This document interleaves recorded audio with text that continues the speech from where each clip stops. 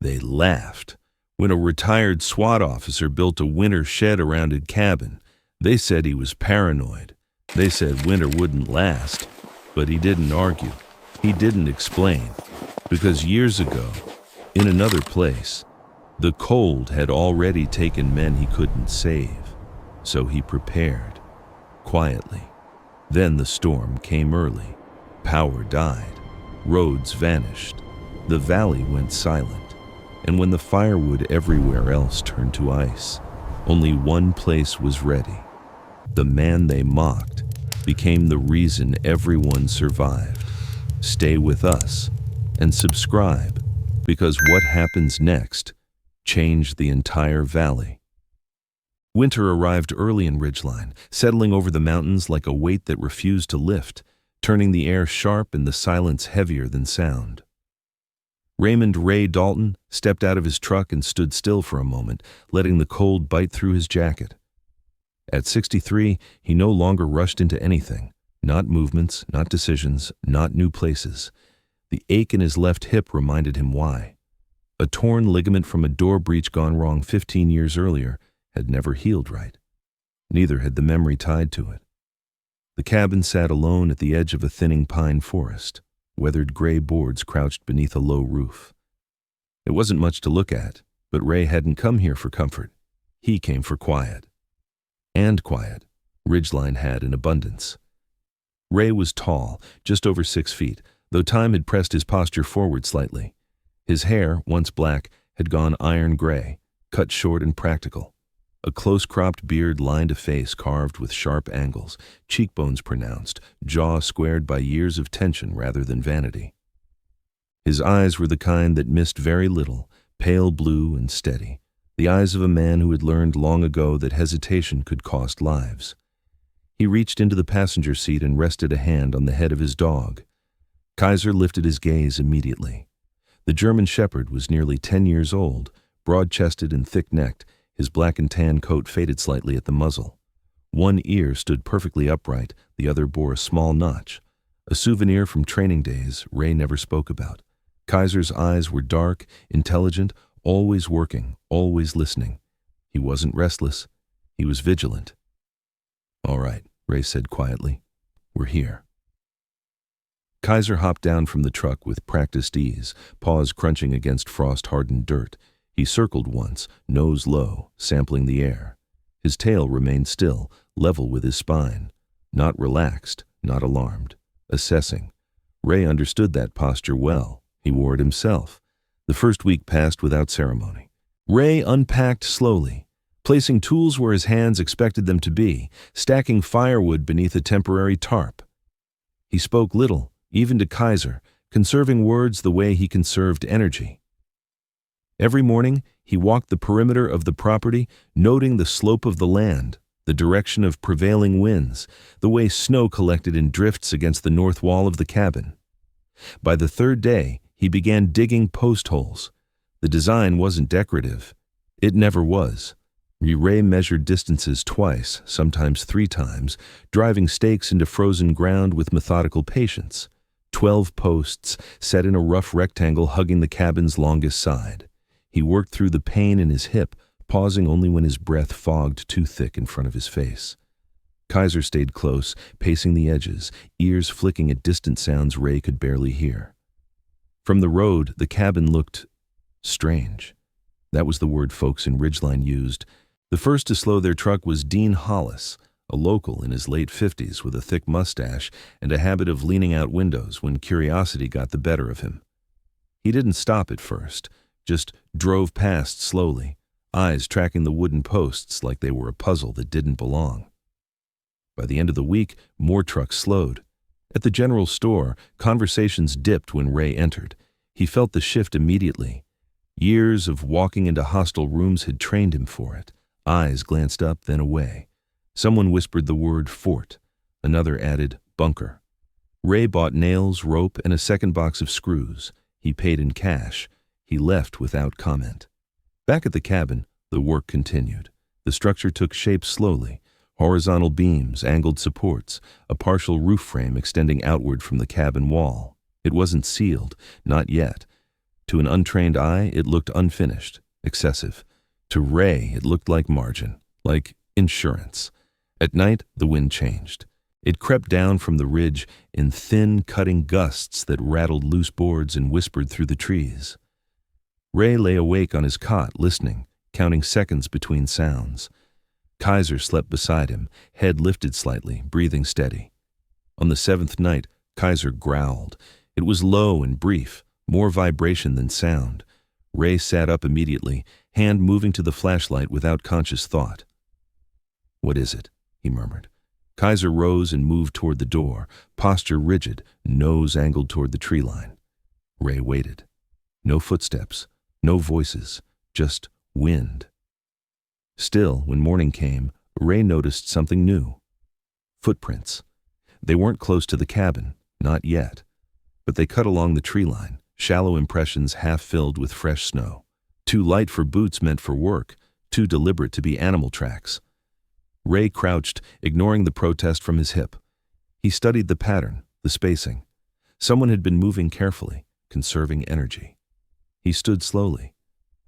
"You were right," he said to Kaiser. "The dog didn't wag. He simply watched the woods." Ray added another brace to the structure that day, driving bolts until his arms trembled. He worked until dusk, until the temperature dropped sharply and his fingers stiffened. From somewhere down the valley, laughter carried faintly through the air. Ray didn't turn toward it. He had learned long ago that most people laughed at what they didn't understand, and Winter had never cared about laughter. As darkness settled, he stacked the first row of firewood beneath the growing shelter, lifting each log with care, keeping it off the ground, spacing it just right. Dry wood. That was the difference between discomfort and death. Inside the cabin, the fire crackled low. Kaiser lay near the hearth, eyes half-lidded but alert. Ray sat at the small table, rubbing his hands together, feeling the familiar pull of memory at the edges of his thoughts. Mountains far from here, cold nights, men who trusted forecasts that came too late. He closed his eyes briefly, then opened them. "Not this time," he said softly. Outside, the wind pressed harder against the cabin walls. Kaiser lifted his head again, listening. Ray stood and checked the latch on the door, then the window. Beyond the glass, the wooden posts cast long shadows across the snow, strange angular shapes that looked from a distance like the outline of something defensive. Ray saw preparation, and somewhere beyond the trees, unseen eyes watched the light in his window as Winter settled in for the long fight. The laughter reached Ray before the words did, thin and brittle, carried by the cold air like something that didn't belong outside. It drifted from the road as a pickup slowed, then sped up again, tires crunching over frozen gravel. Ray kept his eyes on the beam he was tightening, counting turns of the wrench until the bolt seated clean and final. He had learned a long time ago that attention fed on reaction, and he had no intention of feeding it. By midweek, the rumors had shape. Not names or facts, just outlines. A fort, a bunker, the quiet SWAT guy building something nobody asked for. Ray heard it in the way the general store went quiet when he stepped inside, the way the clerk avoided eye contact while sliding a receipt across the counter. He noticed it in the way conversations restarted only after the bell on the door rang again. He didn't take it personally. He took it as information. Ray Dalton did his shopping early and left quickly. Outside, the sky hung low and colorless, the kind of gray that pressed down on the shoulders. Kaiser waited beside the truck, broad chest steady, breath slow. The dog's coat had thickened with the cold, black guard hairs glossy against the pale snow. His eyes tracked movement without drama, measuring distance, speed, intent. Ray scratched behind Kaiser's ear once, a brief grounding touch, then they drove back up the narrow road to the cabin. Work was the answer. It always had been. Ray set the day by the sun and the pain in his hip, pacing himself, choosing leverage over force. He added cross-bracing to the structure, angled just enough to shed snow load. He framed the roof extension outward from the cabin wall, careful to leave space for airflow. Dry wood mattered. Dry wood burned clean. Wet wood smoked and lied about heat. He stacked another course beneath the shelter, spacing each log so the wind could do its work. Kaiser shadowed him, close enough to touch, far enough to see. When a gust rattled the trees, the dog paused, ears lifting. When a raven croaked from the ridge, Kaiser glanced up and dismissed it. He did not dismiss the woods. That evening, as the light thinned and the cold sharpened, Ray noticed something out of place near the tool rack. The coil of rope was smaller. The flashlight he kept on the lower hook was gone, not misplaced. Gone. Ray stood still, letting the moment settle. He didn't rush to conclusions. He counted inventory in his head, checking habits against absence. The first rule was simple. Don't announce what you know. He finished his work by lantern light and went inside without comment. Kaiser followed, posture tight. Ray latched the door, checked the window, and set the lantern low. He didn't sleep much that night. When Kaiser rose, Ray rose with him. When the dog settled, Ray did too, eyes open, listening to the wind read the trees. Morning brought fresh snow and clearer signs. Footprints ran shallow along the tree line again, closer this time, careful and uneven. Not a hunter, not a hiker. Someone conserving heat, someone moving because standing still was worse. Ray knelt, ignored the complaint in his hip and studied the spacing. He looked up at the ridge, then back to the cabin. He straightened slowly. He didn't report it. Not yet. Reports created noise. Noise brought people. People complicated things. Winter didn't care about complications. Later that day, a woman stopped by the fence line. Ray noticed her before Kaiser did, the crunch of her boots measured and deliberate. She didn't cross the boundary. She didn't shout. She waited. Ray wiped his hands on his jeans and approached at an angle that kept the cabin at his back. Her name was Sarah Whitcomb, mid-50s, tall and spare, with iron-gray hair pulled into a single braid that rested between her shoulders. Her skin was pale and weathered smooth by years outdoors, not roughened but burnished, like stone polished by wind. She wore a wool coat that had seen more than one winter and moved with the economy of someone who knew how to carry weight without advertising it. Her eyes were sharp and assessing, hazel under straight brows, the look of a woman who listened first and spoke second. "Afternoon," she said. Her voice was calm, practical. "Hope I'm not interrupting." "You're not," Ray said. He kept his hands visible. Kaiser stood between them, not aggressive, just present. She glanced at the structure, then at the stacked wood. "People are talking." "They usually do," Ray said. A corner of her mouth lifted, not quite a smile. "They're not wrong about one thing. That's a lot of work." "It's necessary," Ray replied. Sarah nodded once, accepting the answer as complete. "Storm's been changing," she said, "coming earlier, harder." She paused, eyes flicking to the tree line, then back. "You see anything odd lately?" Ray met her gaze. He weighed the cost of honesty against the risk of silence. "Tracks," he said, "not animals." Her expression tightened, just a fraction. "We've had a few folks drift through. Not bad people, just cold." She studied Kaiser, respectful. "Your dog's trained." "He was," Ray said. "Still is," she said without hesitation. "I'm Sarah. I live down valley. I keep an eye on things." She shifted her weight, then added, "People laugh because they don't like not understanding.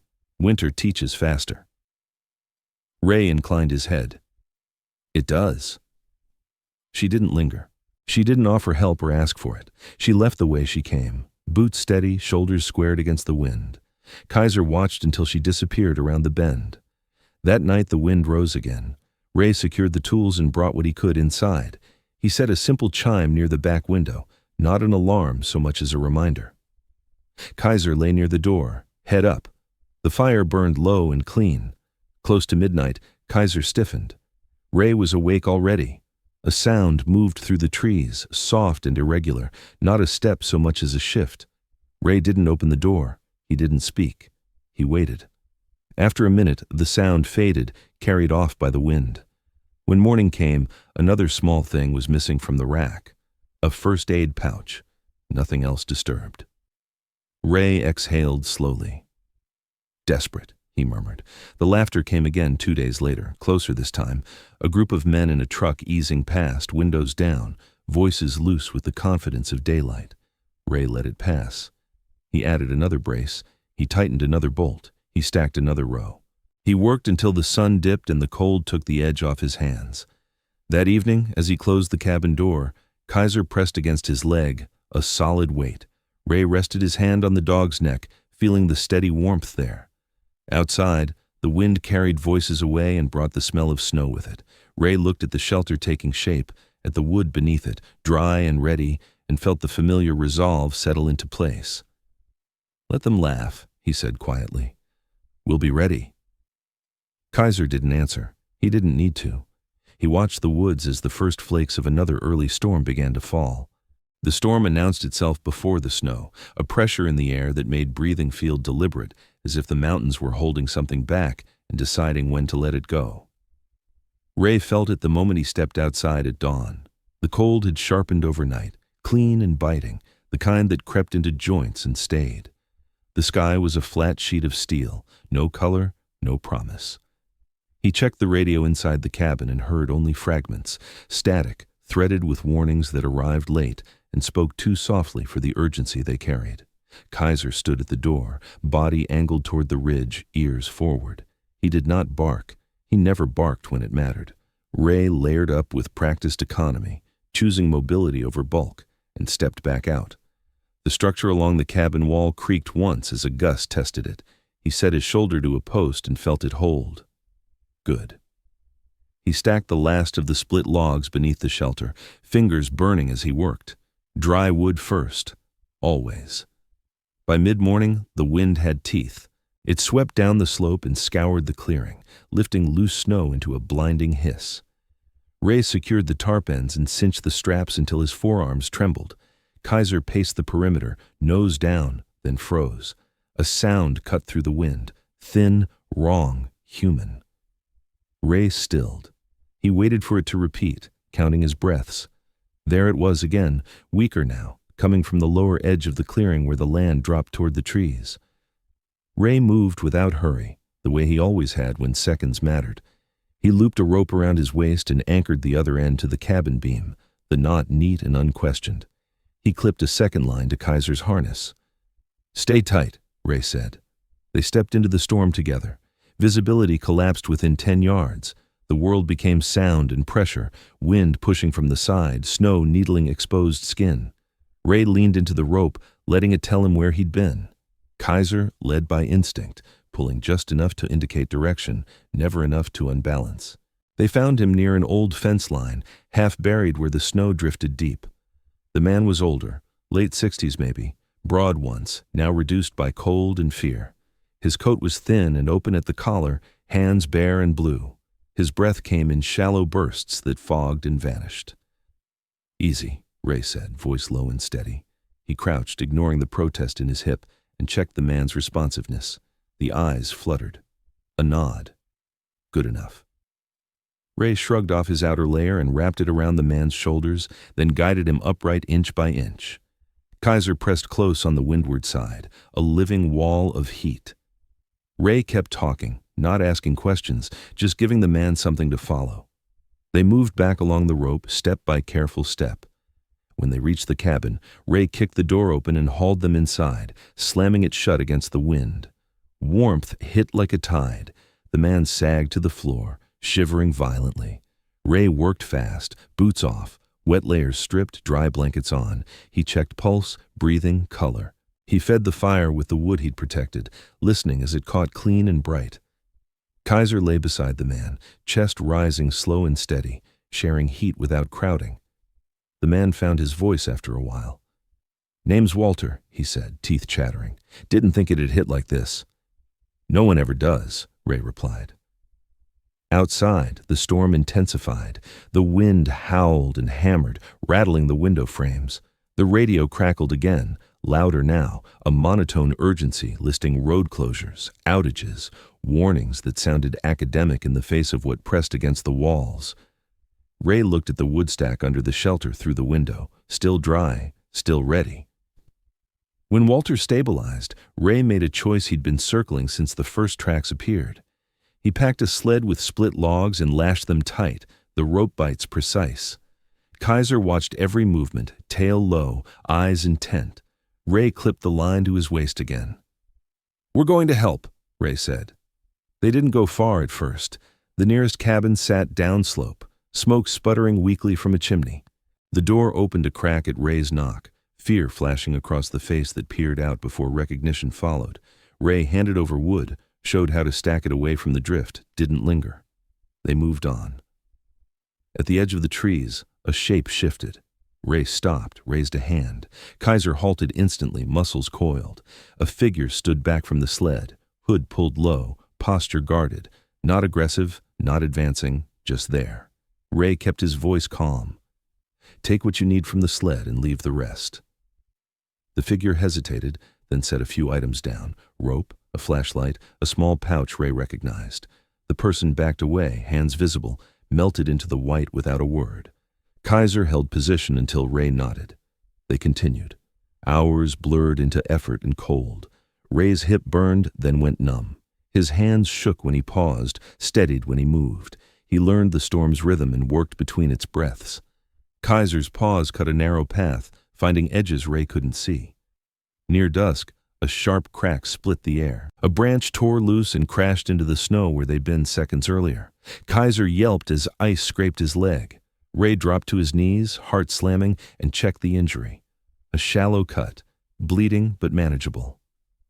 Okay, Ray said, more to himself than the dog. He wrapped the leg with practiced care, hands clumsy with cold but certain. Kaiser licked his wrist once and stood, favoring the leg but ready. They turned back then. The storm was winning ground. Ray dragged the sled with the last of the wood and his jaw set against the pain that flared up his spine. When the cabin came into view, he felt something loosen in his chest he hadn't known was tight. Inside, the fire took again, bright and sure. Walter slept, color returned to his cheeks. Ray set Kaiser near the hearth and watched the dog settle, eyes still open, duty not yet released. Night fell hard. The storm screamed outside, relentless. Ray fed the fire, rationed the wood, and listened to the radio list problems without solutions. He sat on the floor with his back against the wall, boots still on, hands wrapped around a mug he didn't drink from. He thought of the men he'd lost to cold that came early and stayed too long. He thought of laughter carried by wind that didn't care who heard it. Kaiser shifted closer, resting his head against Ray's knee. Ray placed a hand on the dog's neck, feeling the steady pulse there. We'll hold, he said quietly. Outside, the storm battered the cabin and the shelter, testing every joint and brace. Inside, the fire burned on, fed by wood that had been kept dry on purpose. Ray watched the flames and waited for morning, knowing it would come changed. Morning didn't arrive so much as it seeped in, a gray dilution of darkness that made the cabin feel smaller and the world beyond it unreal. The storm had not ended. It had only paused, drawing breath like something alive. Ray woke on the floor beside the hearth, stiffness locked into his hip and shoulders. The fire had burned down to coals, still warm. Kaiser lay stretched out nearby, his injured leg wrapped, eyes open the instant Ray moved. The dog tested the leg, winced, then settled again, chin on his paws. Duty, tempered by pain. Walter stirred on the cot, color better than it had been, breathing steady. Ray checked him without ceremony, nodding once when he was satisfied. He added 2 small logs to the fire, dry, clean, and watched the flames catch. Outside, the wind hummed low, dangerous in its restraint. Ray didn't wait for the radio. He trusted the air. He trusted the quiet. He layered up again, slower this time, mindful of the dog. Kaiser rose and followed, favoring the leg but refusing to be left behind. Ray clipped the line to the harness anyway, shortened it, and stepped out. The clearing looked battered. Snow lay in sculpted ridges where the wind had thrown it, the shelter rimed with ice but holding. Ray pressed a palm to a post and felt it answer. Good enough. Down the slope, smoke sputtered from chimneys that hadn't known dry fuel in days. Ray loaded the sled with the last of the split wood he could spare, rationing by instinct. He knew the math. Who would need it now? Who could last until later? Kaiser took the lead at a measured pace, choosing firm ground where Ray's eyes saw only white. At the second cabin, the door opened to a man in his 70s with a beard grown wild by neglect and cold. His hands shook when he took the wood, gratitude tangled with embarrassment. Ray didn't linger. He showed the stack, adjusted the vent, and moved on. Near the tree line, the wind shifted and carried a sound Ray recognized before he heard it fully. A breath caught between fear and resolve. He raised a hand. Kaiser stopped. The figure stood half-sheltered by a bent pine, hood up, shoulders hunched. Closer now, Ray could see the signs he'd cataloged already. Exhaustion carved into posture, movements economical, eyes that flinched from brightness, not a predator. A survivor running out of options. Ray set the sled brake and kept his voice even. "You don't need to run." The person hesitated, then lowered the hood. A man in his early 40s, gaunt, cheeks raw from windburn, beard uneven where it had been cut with something dull. His eyes were a washed-out green, sharp with hunger and shame. "I didn't mean," the man began, then stopped. "I know," Ray said. He didn't ask for a name. Names complicated things. "Take 2 logs. Leave the rest." The man glanced at Kaiser, then back at Ray. He nodded once, took the wood with hands that shook, and set down the flashlight and pouch he'd taken before. He backed away, careful not to turn his back until the snow swallowed him. Kaiser watched until Ray touched his collar. Only then did the dog relax. Ray exhaled slowly. Truth rarely arrived clean. It arrived cold and bent, asking what you would do with it. They turned back toward the cabin as the sky darkened again, the pause ending. The storm returned with renewed force, driving snow sideways, flattening the world. Ray leaned into the harness, pulling the sled through drifts that rose to his knees. His hip burned hot, then numb. He welcomed the numbness. A crack split the air to their left. Ray saw it this time, a branch, heavy with ice, tearing free. He shouted and lunged, pulling Kaiser with him. The branch missed Ray by inches and glanced off the dog's shoulder before skidding away.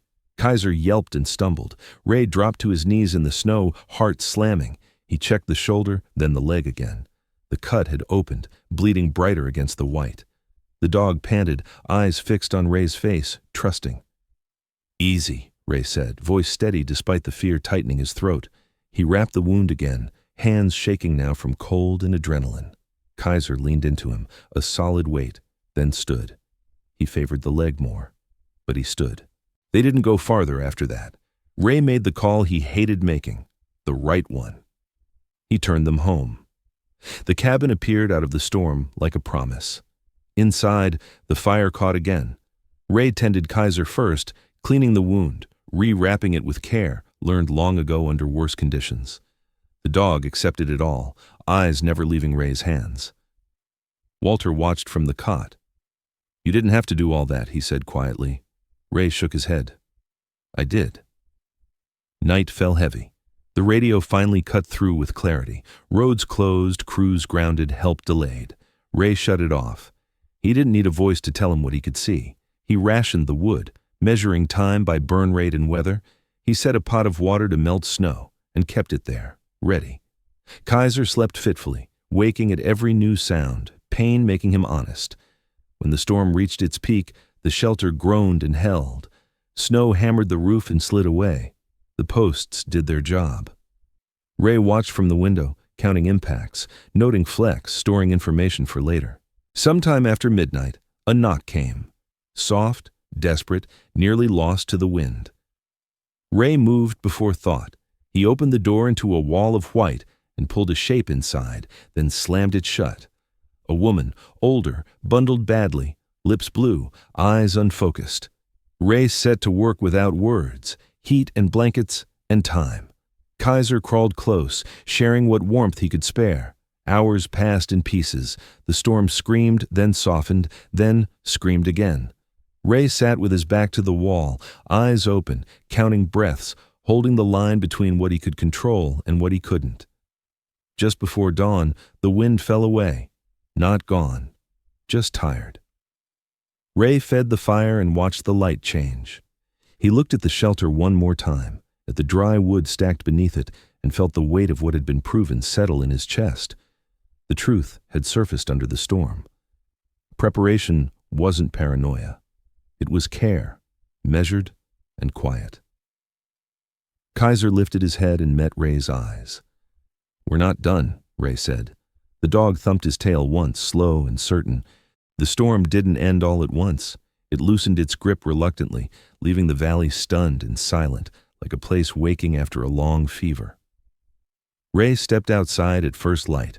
The air burned his lungs, sharp and clean, but it no longer carried that violent edge.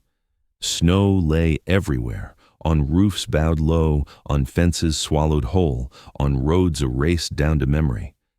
The shelter along the cabin wall stood rimed with ice, every joint locked tight, the wood beneath it dry and untouched. Kaiser followed him out, moving carefully on 3 legs. The bandage was clean. His ears were up, posture proud despite the injury.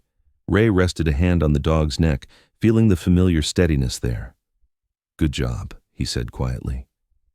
Smoke began to rise across the valley in thin, uncertain threads, one chimney, then another. Proof of life. Ray counted them without thinking, the way he used to count exits. Walter stepped onto the porch behind him, wrapped in borrowed layers. He moved slowly, but he was upright. Alive. He took in the scene with a long breath. "I've lived here 30 years, he said. "Never seen it hit like that." Ray nodded. "It's changing." They didn't talk much after that. There was work to do. By mid-morning, the first truck eased up the road and stopped short of the clearing. Ray recognized it. Dean Hollis climbed out, movement stiff, his usual confidence replaced by something quieter. He removed his hat and held it in both hands. "Ray," he said, voice rough. "We were wrong." Ray waited. Dean swallowed. "Our shed collapsed, wood soaked. If you hadn't..." He didn't finish. He didn't have to. Ray motioned toward the shelter. "Take what you need. Stack it like this." He showed him once. No lectures, no victory. Dean nodded, eyes fixed on the dry logs as if they were something sacred. More people came as the day went on, one by one, not in a crowd. They stood at the edge of the clearing at first, unsure, embarrassed. Ray met each the same way, brief, direct, generous without display. He shared wood, showed placement, adjusted vents. He listened more than he spoke. Sarah Whitcomb arrived near noon, braid tucked into her coat, eyes taking everything in. She stopped beside Ray and looked at the shelter, then at Kaiser. "Looks like you were right," she said. Ray shrugged. "Winter doesn't care about being right." She watched Dean loading wood, then the next neighbor, then the next.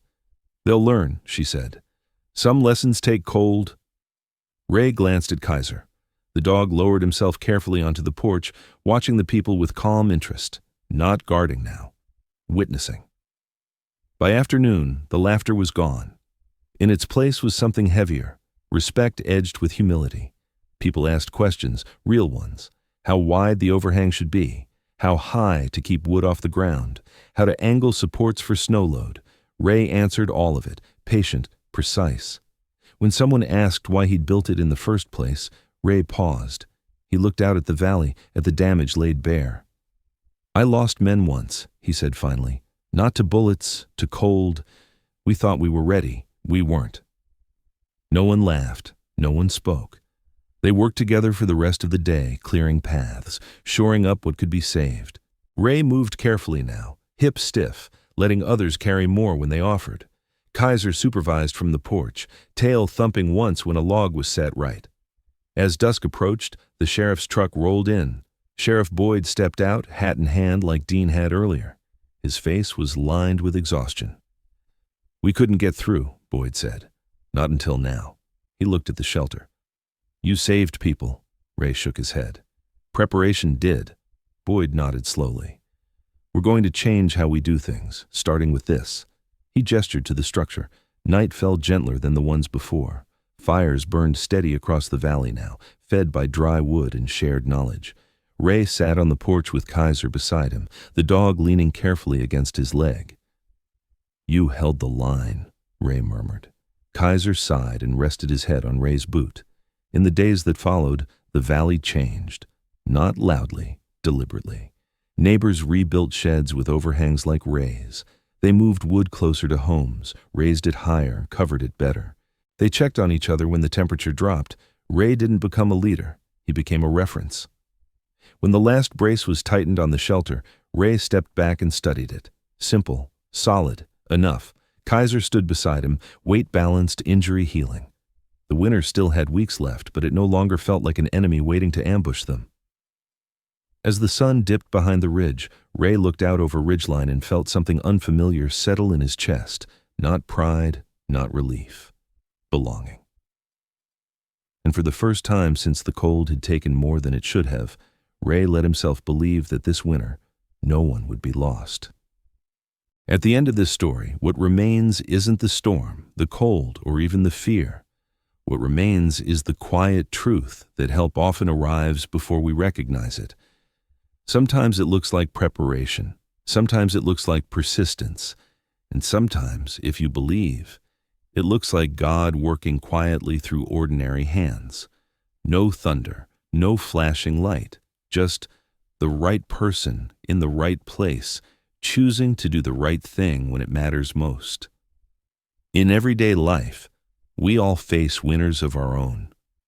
Moments when laughter fades, when plans fail, when help feels far away. This story reminds us that faith is not only about waiting for miracles, but about becoming part of one. Preparing when others doubt, standing when others turn away, giving when it costs something.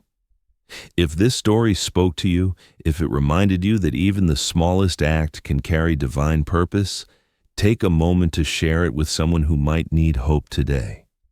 Leave a comment and tell us what this story meant to you or where you're watching from.